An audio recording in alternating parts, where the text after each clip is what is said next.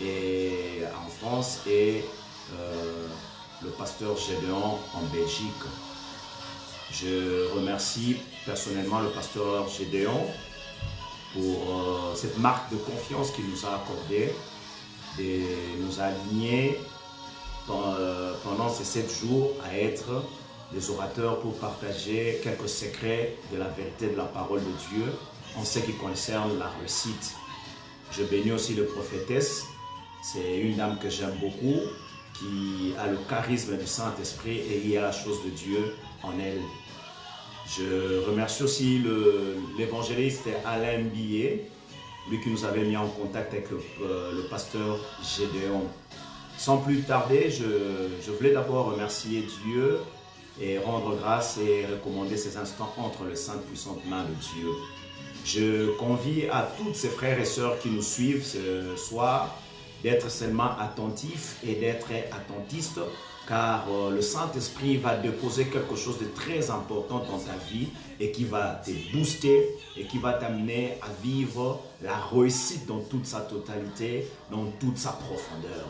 Seigneur Dieu, Père Tout-Puissant, le Dieu de toute grâce, je viens recommander ces instants entre tes saintes glorieuses mains.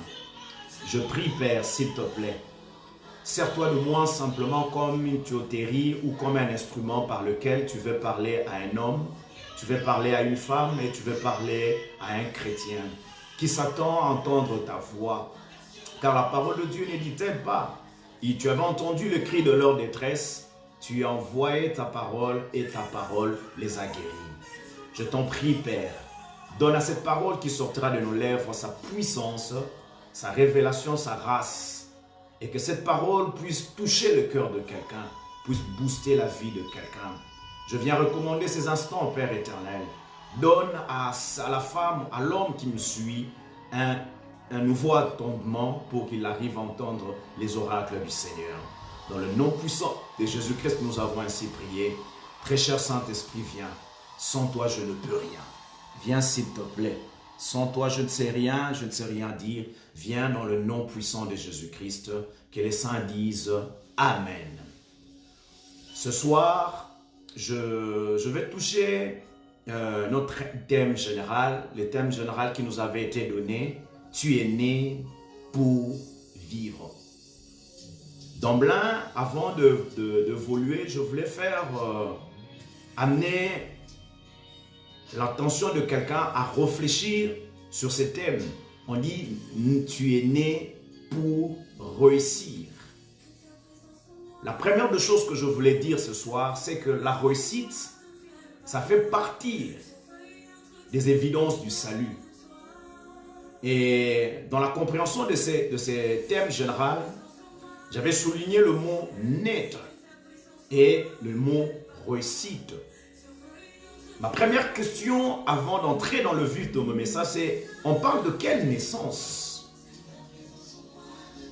Et je voulais plus toucher l'aspect naissance dans les domaines spirituels que l'aspect naissance dans le domaine biologique.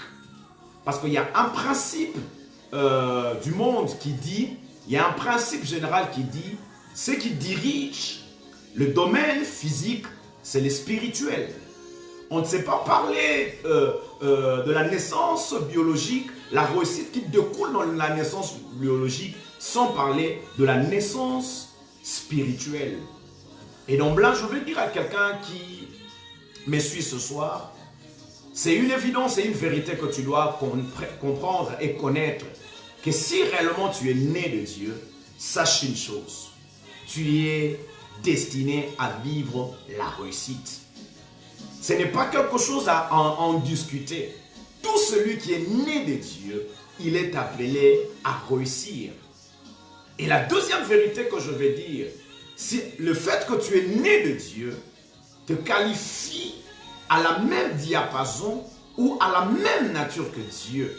Et c'est comme cela que tu es destiné à réussir. Avant d'avancer, je voulais simplement définir la réussite comme porter de fruits ou donner des fruits. C'est-à-dire, en tant que chrétien, si tu es réellement né de Dieu, tu dois la connaître avec exactitude Est-ce que je suis réellement né de Dieu? Car ça, c'est le soubassement ou le fondement même le plus important qui va asseoir le reste de tout le message que je veux parler ce soir. Ça veut dire une chose qui est certaine. Tu dois connaître avec exactitude, est-ce que réellement je suis né de Dieu? Et si réellement tu es né de Dieu, comme la Bible le dit, dans Jean 1, le verset 12 au verset 13, et il dit, à tous ceux qui l'ont reçu, il leur a donné le pouvoir de devenir enfants de Dieu. En fait, lorsqu'on est de Dieu, Dieu nous donne la capacité de porter sa nature. Et c'est cette capacité de porter la nature de Dieu qui nous permet de vivre la réussite. Car notre Dieu n'a jamais échoué. Mais ce soir, je veux parler de 3 ou de 2 préalables importantes qui va te permettre et qui va me permettre de vivre de manière plus simple la réussite. Car si vous regardez, et même vous qui me suivez, vous remarquerez un fait. Aujourd'hui, dans l'église, nous citons certains versets, nous citons certaines déclarations qui sont devenues comme des slogans. Mais en majorité, les enfants de Dieu ne vivent pas ces choses de manière concrète ou de manière plausible. Mais la question, elle est celle-ci. Pourquoi? Parce que si réellement nous sommes nés de Dieu, si réellement tu es né de Dieu, c'est-à-dire tu es destiné à réussir. Mais pourquoi on regarde dans le chef des enfants de Dieu, la majorité des enfants de Dieu ne réussissent pas? Pourquoi les enfants de Dieu ne vivent pas cette réussite? Pourquoi les enfants de Dieu ne produisent pas de fruits? Or, il y a plusieurs versets bibliques qui parlent de produire, de réussir. Mais lorsqu'on regarde de manière concrète, on réalise que la majorité des enfants de Dieu ne vivent pas cette réussite que la Bible demande. Et c'est pour cela que je voulais répondre à cette question ce soir. Et vous devez noter, bien-aimés qui me suivez, que le but ou la chose qui permet aux enfants de Dieu de ne pas vivre la réussite, ce n'est pas Satan. Parce qu'aujourd'hui, la plupart des enfants de Dieu, ils veulent qu'on leur amène à mettre dans leur tête, qu'on leur dise que si aujourd'hui tu ne réussis pas, c'est Satan. Je vais vite aller et dire à quelqu'un qui me suit ce soir, Satan n'a rien fait, il n'a rien à faire en ce qui concerne ta réussite. Je sais que cette déclaration va toucher beaucoup de gens, va étonner beaucoup de gens. Mais pourquoi je le dis? Parce que vous devez noter une chose. La réussite, comme elle est une volonté parfaite de Dieu. Écoutez-moi bien aimé, que ce soit le diable, que ce soit les anges, que ce soit même lui-même Dieu, il est incapable d'intercaler sa volonté parfaite.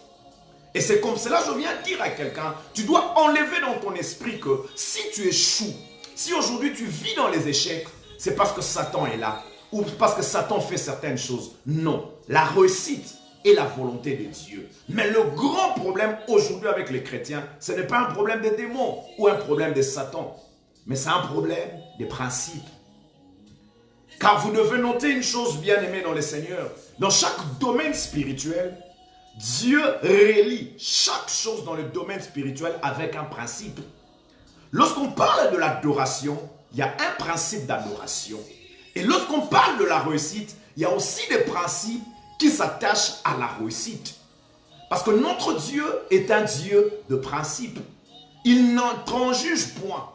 Il respecte ses principes. Dieu n'agit pas par sentiment.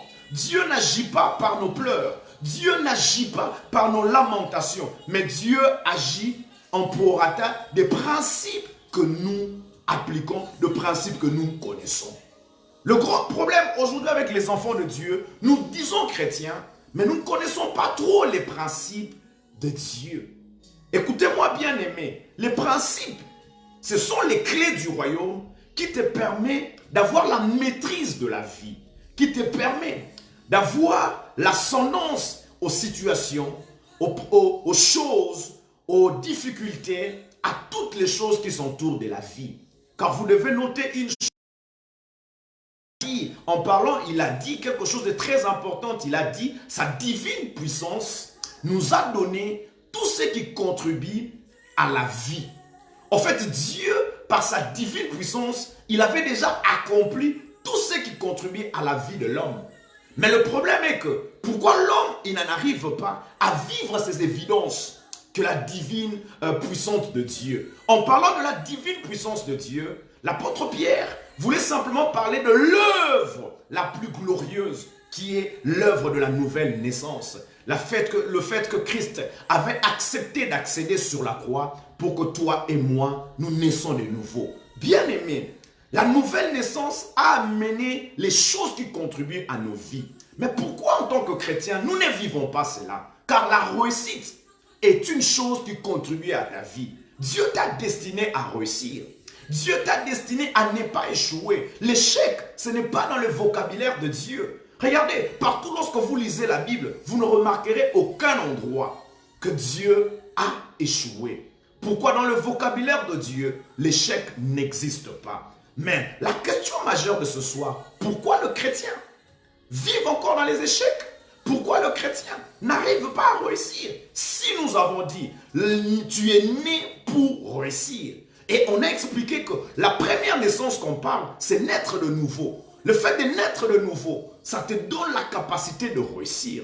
Le fait de naître de nouveau, ça te donne la nature de Dieu. Or, cette nature de Dieu n'a jamais échoué. Mais pourquoi nous ne vivons pas cette réussite de manière pratique, de manière concrète?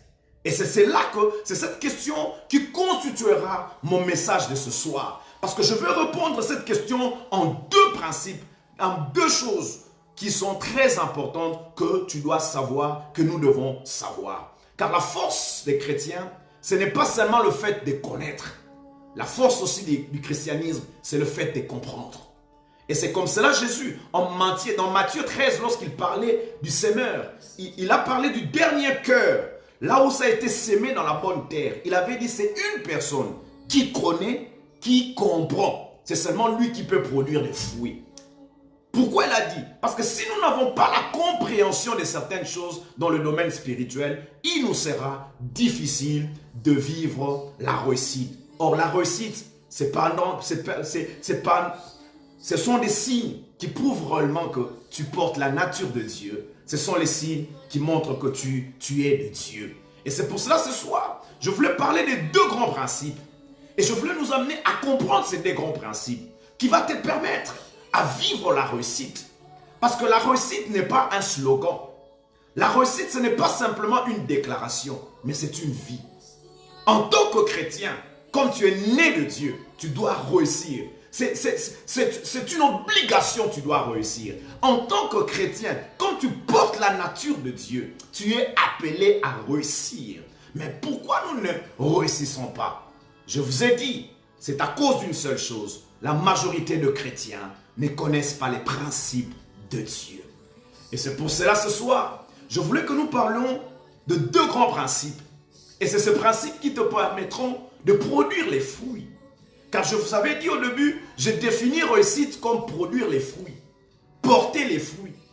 La personne qui peut prétendre réussir, c'est seulement cette personne qui donne de résultats, qui produit de fruits. Un homme qu'on voit les fruits dans ce qu'elle fait. Nous allons voir ça même lorsque tu lis dans Josué 1:8, la Bible dit tout ce qu'il fait, le réussit. C'est-à-dire, tout ce qu'il fait, il produit de fruits. Je voulais simplement définir réussite comme produire les fruits. Mais vous devez noter qu'il y a deux grands principes. Et ce sont ces deux grands principes que je vais développer ou je vais parler ce soir avec nos bien-aimés qui me suivent. Je ne sais pas si ça passe, que les gens me disent Amen. Si ça passe, que vous me disiez Amen. Je vais parler de deux principes. Ce sont des principes vitaux. Ce sont des principes que nous devons y veiller. Si nous voulons vivre, peu importe où nous sommes nés de Dieu, nous voulons vivre dans la réussite. Et ces deux principes, je vais les tirer dans un texte que la plupart de chrétiens connaissent. Mais c'est dans ce texte que je vais tirer ces deux grands principes pour la réussite. Nous allons lire dans Jean 15, le verset 1 au verset 6. Regardez ce que la Bible dit. Je suis le vrai cep et mon Père est le vigneron. Tout serment qui est en moi et qui ne porte pas de fruit, il les retranche. Et tout serment qui porte du fruit, il amende afin qu'il porte encore plus de fruits. Remarquez ici, Même Dieu est contre les échecs. Il dit, si tu ne portes pas de fruits, tu es appelé à être jeté. Ce n'est pas moi qui l'ai dit. Je veux que vous vous rappelez tout le temps, parce que j'ai défini réussite comme porter des fruits. Il dit, si vous ne portez pas le fruit, celui qui ne porte pas de fruits, c'est-à-dire celui qui ne porte pas de résultats, qui ne donne pas de résultats, même Dieu, il est mécontent d'être avec une telle personne qui ne porte pas de résultats. Et c'est ça que vous avez remarqué, bien aimé. Un jour, Jésus-Christ, il venait de Béthanie, il allait à Jérusalem. Au retour, Jésus avait faim. La Bible dit, il a vu un figuier. En fait, la Bible dit, ce n'était pas encore sa saison. Ce texte, chaque fois que je la lis, je me pose la question, la Bible a bien mentionné, ce n'était pas encore sa saison. C'est-à-dire que le figuier n'avait pas le droit de donner le fruit. Mais la Bible dit, comme Jésus n'avait pas trouvé le fruit, Jésus avait déclaré que ces figuiers puissent sécher. Pourquoi? Il est tombé dans ces principes. Un arbre qui ne produit pas de fruits, qui ne produit pas le résultat chez Dieu, c'est un arbre qui n'est pas appelé à exister.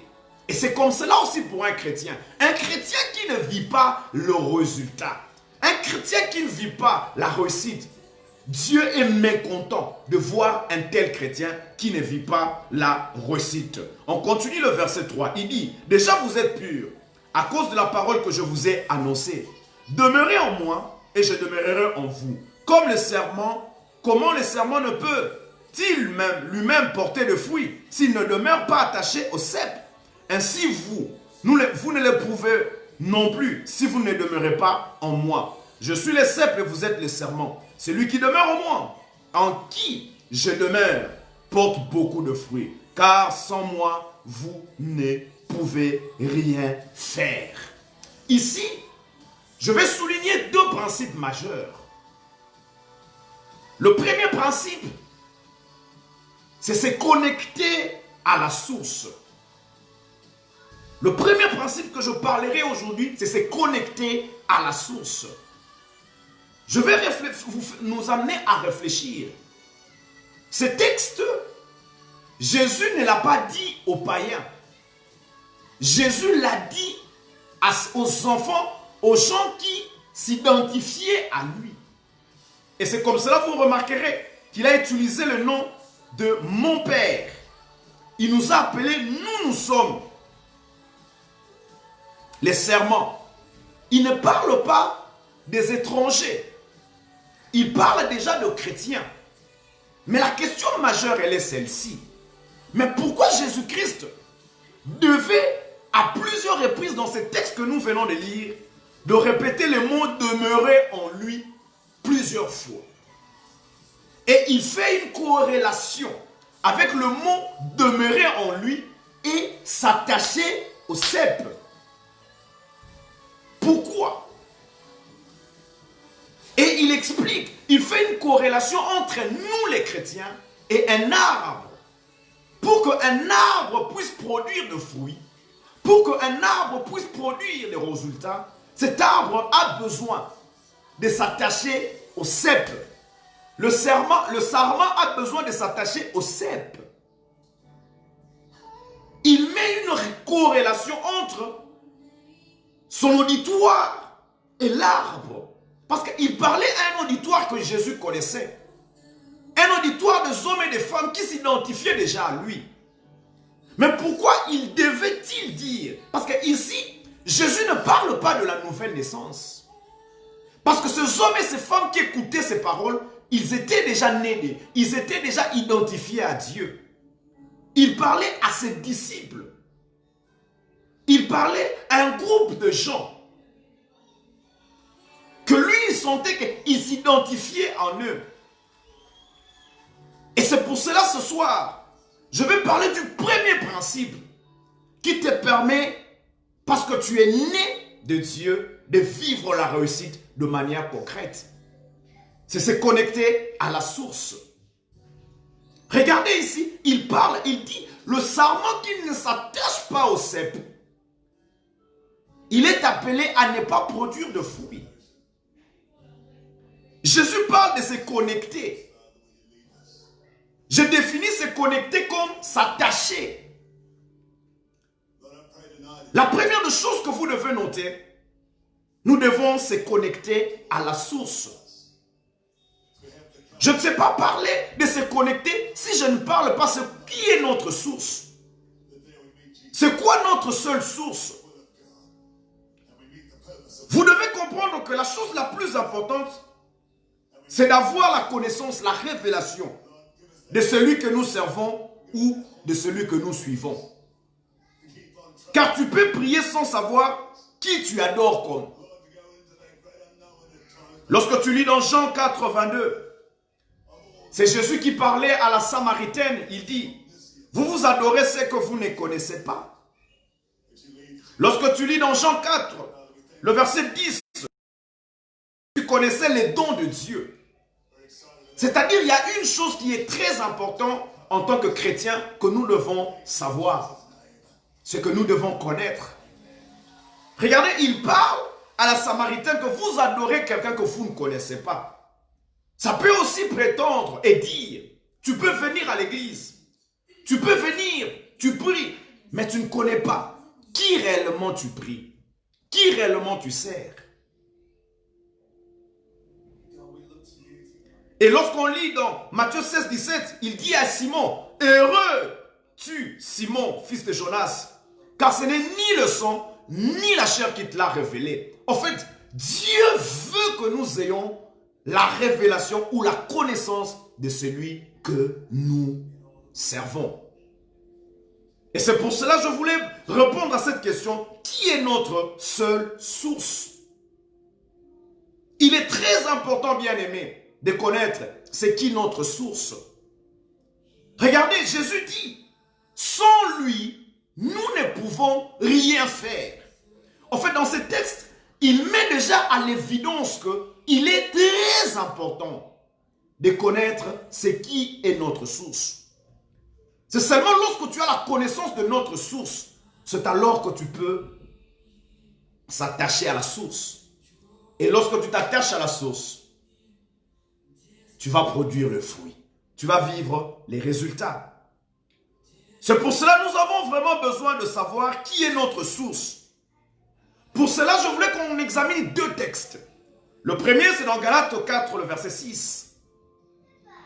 L'apôtre Paul dit, « Et parce que vous avez été fils, Dieu a envoyé dans notre cœur l'esprit de son Fils, lequel il crie, Abba, qui veut dire Père. » Ici, si vous réalisez, l'apôtre Paul, en parlant de cela, il parlait de prouver. Le deuxième verset, c'est dans Romains 8, 15. Et vous n'avez point reçu un esprit de servitude pour être encore dans la crainte, mais vous avez reçu un esprit d'adoption par lequel dire Père. Regardez dans ces deux textes que nous venons de lire, on a utilisé le mot Abba. Le mot Père a pour origine un mot hébreu qui veut dire Abba. Abba qui signifie source, soutien, support ou fondation. Dans tous ces deux textes que nous venons de lire, l'apôtre Paul met en évidence pour dire, si nous avons reçu le Saint-Esprit, le Saint-Esprit n'a qu'un seul rôle qu'il vient faire en nous. Et ce rôle, c'est de nous rappeler à notre conscience que Dieu, nous avons une source. Et c'est comme cela que Paul dit, il crie en nous Abba.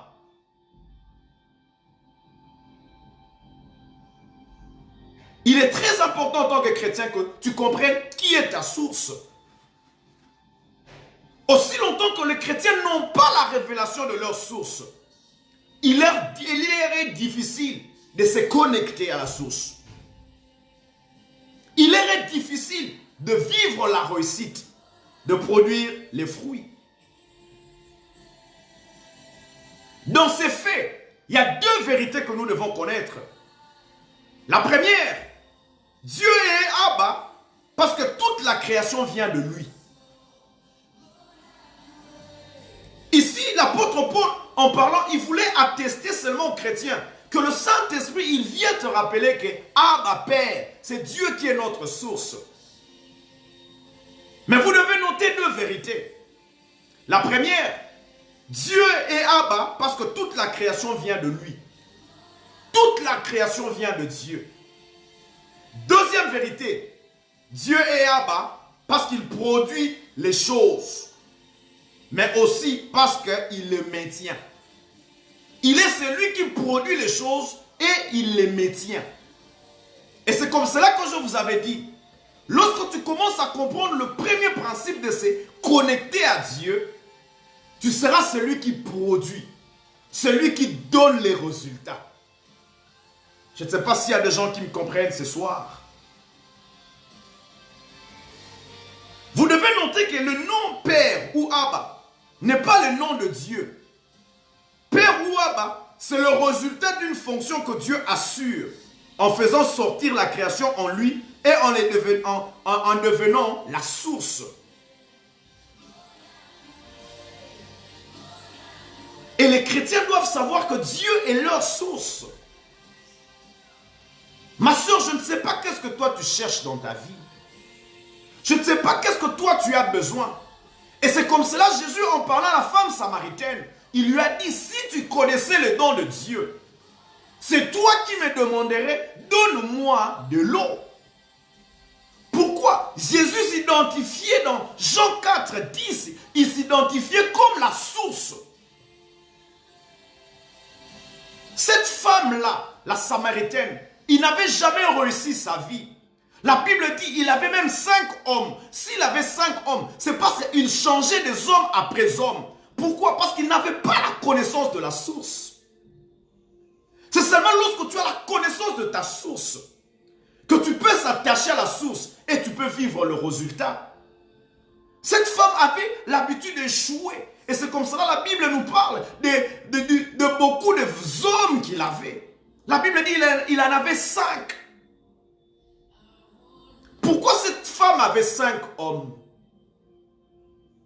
C'est parce que cette femme ne connaissait pas le don de Dieu et il ne s'était pas attaché à la source. Regardez, Jésus lui dit, si tu connais le don de Dieu et tu buvais de mon nom, tu n'auras plus soif. Et lorsque Jésus parlait de ne plus avoir soif, il ne parlait pas du puits de Jacob qui était à Shichan. Il parlait de lui qui était la source. Lorsque tu te connectes à la source, tu n'auras plus soif. C'est-à-dire, l'échec ne sera plus ton apanage. Ce soir, je viens dire à quelqu'un, tu dois apprendre à te connecter à lui, à Dieu. C'est seulement lorsque tu te connectes à Dieu que tu peux vivre le résultat, que tu n'auras plus soif. En parlant de soif, il voulait dire à cette femme que tu ne changeras plus de mari. Pourquoi? C'est connecter à la source te donne toujours des résultats positifs. Ici, je ne parle pas de la nouvelle naissance. Je parle de se connecter à la source. C'est vrai, nous sommes nés déjà de nouveau. Mais combien des enfants de Dieu se connectent à la source? Oh, notre source, c'est Dieu. Et c'est pour cela que Jésus dit, sans lui, nous ne pouvons rien faire. C'est pour cela que Jésus dit, je puis tout par celui qui me fortifie. Tu ne sais pas réussir si tu ne sais pas te connecter à la source. Et cette source-là, c'est notre Dieu. Mon premier principe ce soir, je veux dire à quelqu'un de se connecter à la source. En parlant de la source, je vais donner le verset, un verset que la plupart des chrétiens connaissent. C'est dans le livre de Psaume, le verset 1. On parle de se connecter à la source. On nous montre quels sont les mobiles qui nous permettent de se connecter à la source. Parce que beaucoup des enfants de Dieu viennent à l'église, donnent leur dîme, mais lorsqu'on regarde leur vie, on se rend compte qu'ils ne vivent pas la réussite. Pourquoi? Parce que nous banalisons ce principe de se connecter à la source. Or, Jésus a dit, le sarment qui ne se connecte pas au cep, il est appelé à ne pas produire le fruit. Ce soir, je viens dire à quelqu'un, mon premier principe, tu dois te connecter à la source. Et notre source, c'est Dieu. Il est notre Abba.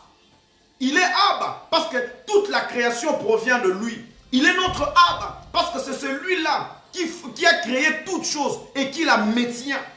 C'est celui-là qui est la source de toutes choses. Il est notre Abba. Lorsque tu lis dans Psaume 1, c'est un verset au milieu de chrétiens, la plupart des chrétiens connaissent. La Bible dit, heureux l'homme, heureux l'homme, heureux l'homme, heureux l'homme qui ne marche pas selon le conseil de méchants, qui ne s'attache pas sur le chemin de pécheurs et qui ne s'assit pas sur le banc de moqueurs, mais qui trouve son plaisir dans la loi de l'Éternel et qui la médite jour et nuit. Il est comme un arbre planté près d'un courant d'eau qui donne son fruit en son temps et dont le feuillage ne se flétrit point. Tout ce qu'il fait réussit. Le psaume 1, le verset 1 au verset 3, on parle d'un homme qui se connecte à la source. Et regardez ici, on fait une corrélation encore entre celui qui médite la parole de Dieu. Ici, on parle de celui qui se connecte. On fait une corrélation entre l'arbre qui est planté, là où il y a le courant d'eau. On veut dire simplement quoi? Cet arbre qui est planté là où il y a le courant d'eau, cet arbre est connecté à l'eau. Ne savez-vous pas que Dieu est l'eau vive? C'est comme ça que Christ pouvait dire à la Samaritaine, si tu buvais de mon eau, tu n'auras plus soif. On fait une corrélation, on dit, l'arbre qui est connecté aux eaux, cet arbre-là, il produit des fruits. Cet arbre-là, tout ce qu'il fait réussit. Et on fait une corrélation entre l'arbre et un chrétien qui médite jour et nuit la parole de Dieu. Mon frère, ma soeur, le premier principe, tu dois te connecter à la source. Le premier moyen qui nous permet de se connecter à la source, c'est par la méditation. Le Saint-Écrivain dit, méditez la parole de Dieu jour et nuit.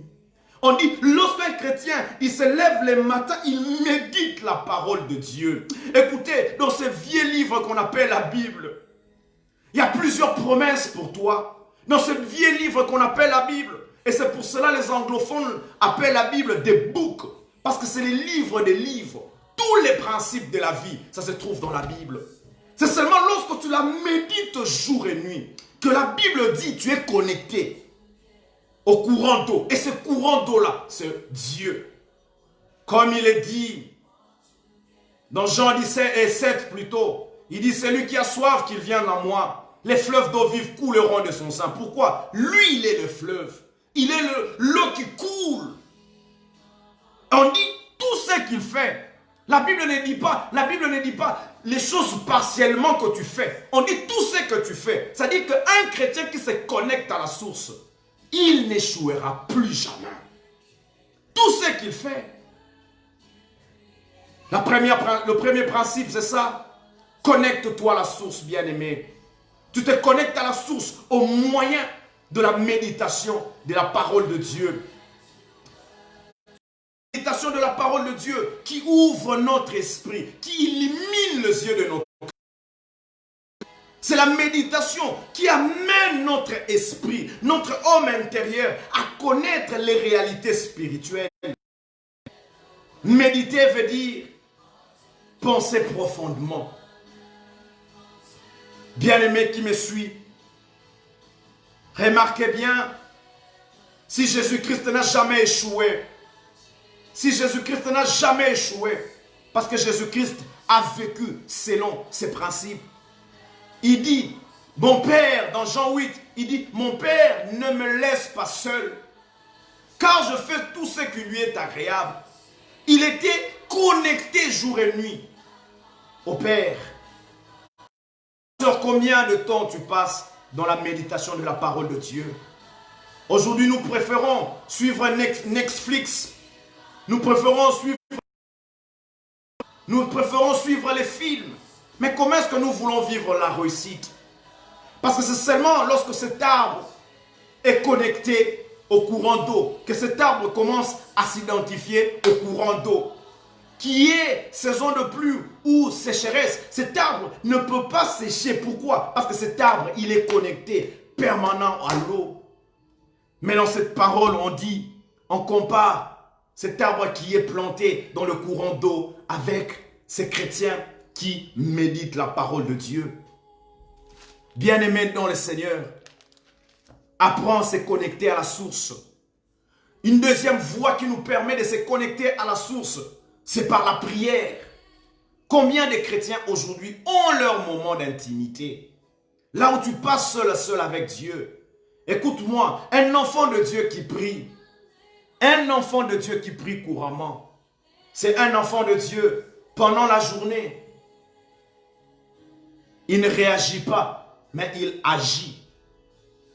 Regardez notre Seigneur Jésus-Christ.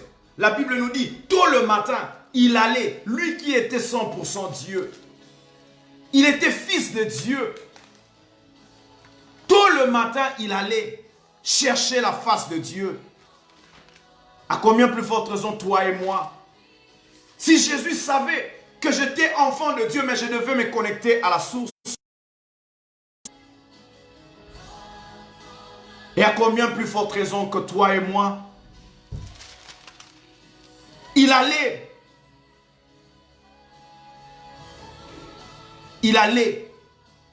chercher la face de son Père tôt le matin.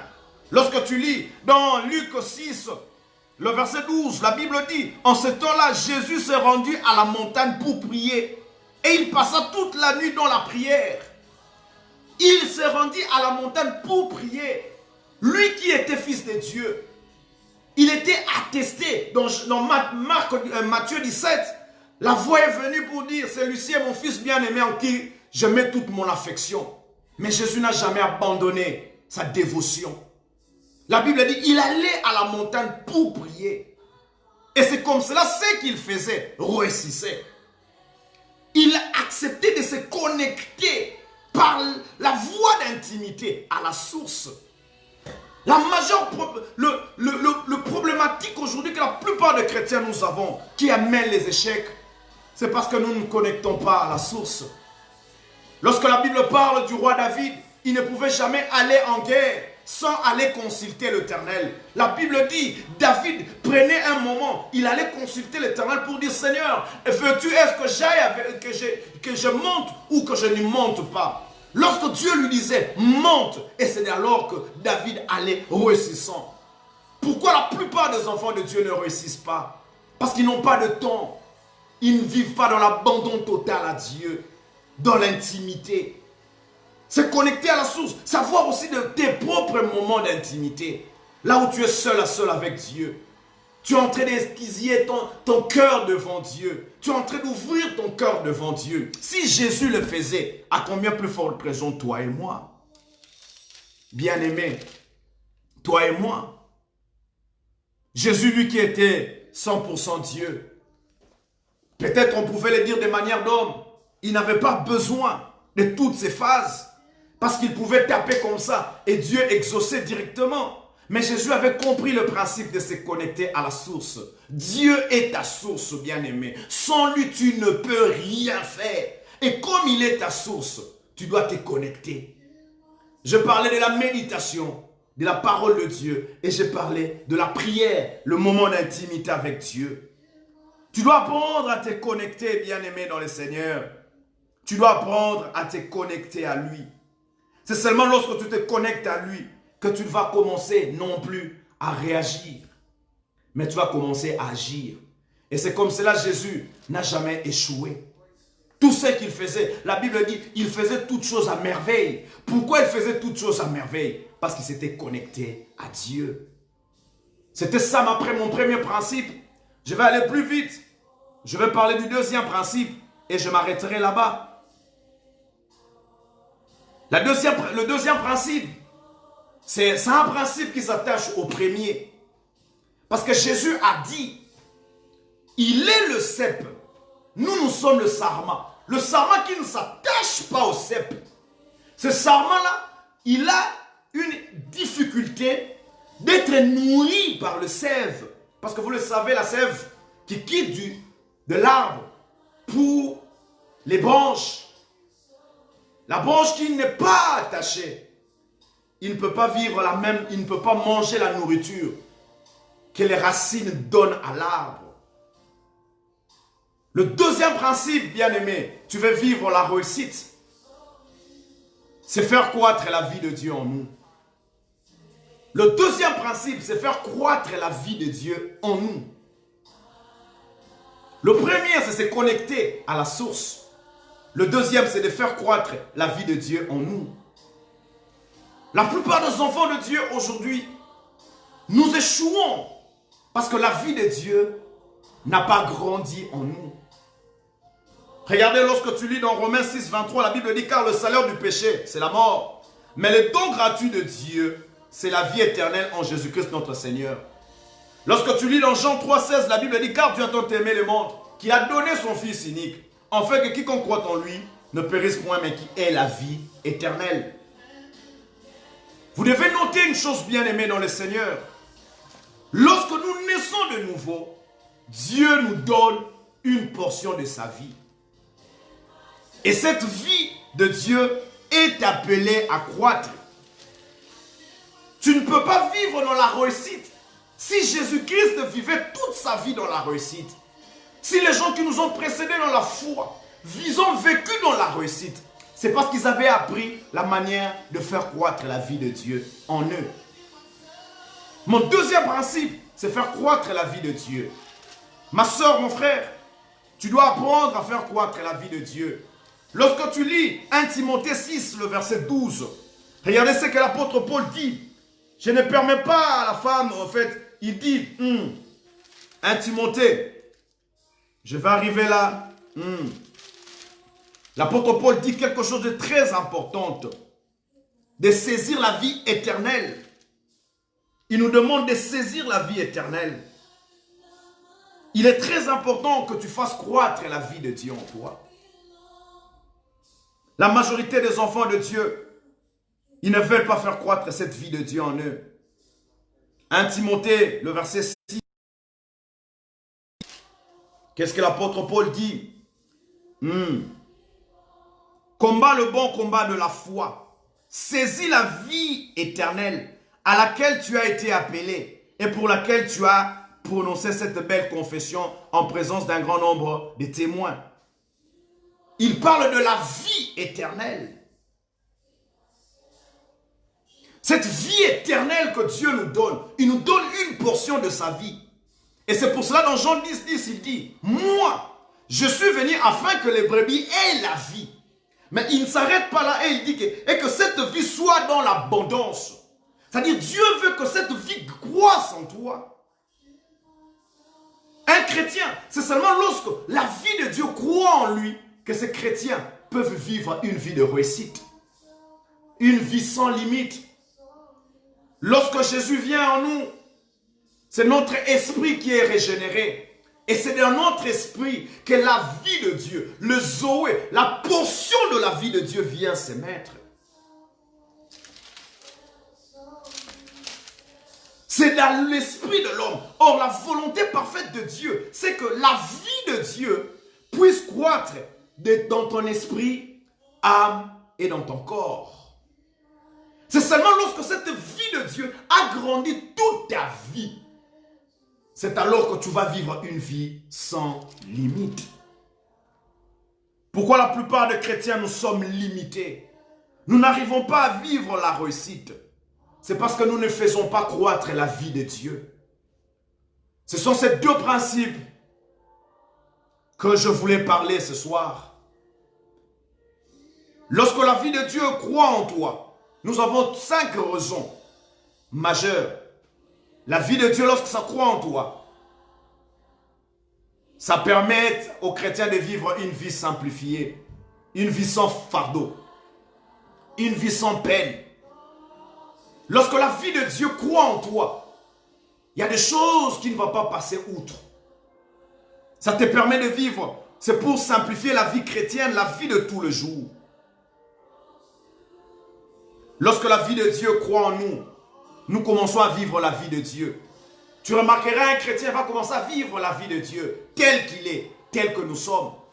C'est comme cela Paul pouvait dire à Galates 2, le verset 20 plutôt. Il dit, si je vis dans la chair, ce n'est plus moi qui vis, c'est Christ qui vit en moi. Pourquoi? Parce que la vie de Dieu avait grandi en lui. C'est-à-dire, ce n'était plus Paul qui faisait des choses, c'est Christ qui faisait.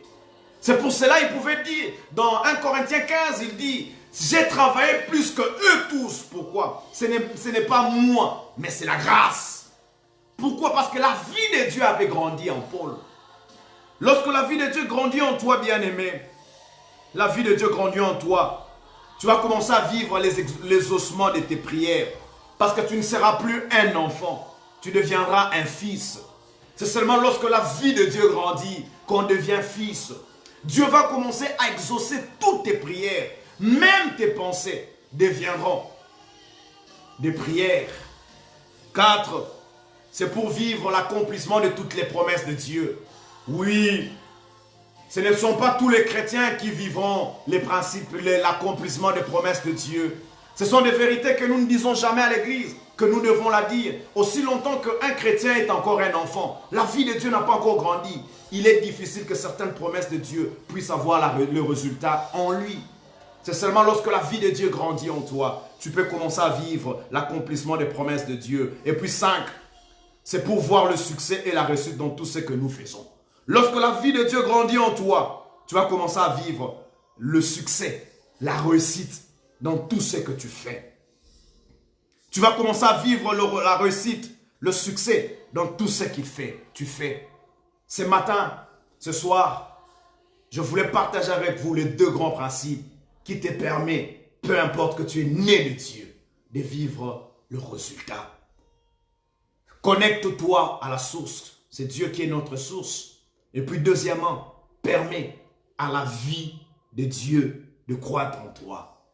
Je vais conclure en disant, si j'ai commencé par la source, parce que la croissance de la vie de Dieu en nous dépend de la manière dont toi tu te connectes à la source. Et lorsque la vie de Dieu grandit en toi, bien-aimé, tu vas vivre le succès. Partout où tu vas aller, tu vas produire des fruits. Partout où tu vas aller, tu vas produire le fruit.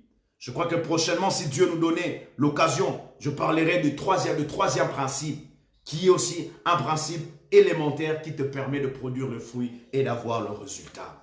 Seigneur Dieu, Père Tout-Puissant, Papa, merci pour ces instants que tu nous as accordés. De partager, de parler de ta part. Je sais que ce soir, il y a un homme et une femme qui est assoiffé de la réussite, qui est assoiffé du succès, qui a compris quelque chose que tu as dit à travers de notre bouche. Je prie, Père, aide ces hommes et ces femmes à avoir une vie dépendante qui leur amènera à se connecter en toi. Aide ces hommes et ces femmes à leur permettre à la vie de Dieu, aux zoés de Dieu de grandir en eux. Car c'est seulement lorsque la vie de Dieu grandit en nous que nous pouvons vivre une vie chrétienne sans limite. Cette vie que nous avons vue, Pierre, Paul, ils ont vécu. La Bible dit, par l'ombre de Paul, de Pierre, les malades étaient guéris. La Bible dit, les gens prenaient les lincelles, ils touchaient le corps de Paul et les gens étaient guéris. Père, c'est parce que ces hommes et ces femmes avaient compris à faire croître la vie de Dieu. La Bible ne dit-elle pas cela lorsqu'on parlait de Jésus? Cet enfant grandissait en sagesse, en statut et en grâce devant Dieu, qui était de manière physique, et devant Dieu plutôt, qui était de manière spirituelle, et devant les hommes, qui était de manière physique. Père, je veux que ces hommes, ces femmes qui m'ont suivi ce soir, qu'ils puissent, Père éternel, grandir, qu'ils puissent faire grandir la vie de Dieu, jusqu'à tel point qu'ils vivent une vie sans limite. Que le Seigneur vous bénisse, que la grâce et le bonheur vous accompagnent dans le nom puissant de Jésus-Christ. Nous avons prié avec action de grâce. Amen. Je remercie le pasteur Gédéon une fois de plus pour cette confiance qu'il nous avait donnée. Et je bénis la présence de l'évangéliste Alain Billet et je bénis la présence de tous ces hommes et ces femmes qui nous ont suivis ce soir. Je vous dis bonne soirée et que la grâce, le bonheur et la main puissante de Dieu soit sur tout un chacun de vous. Dans le nom puissant de Jésus-Christ. Amen.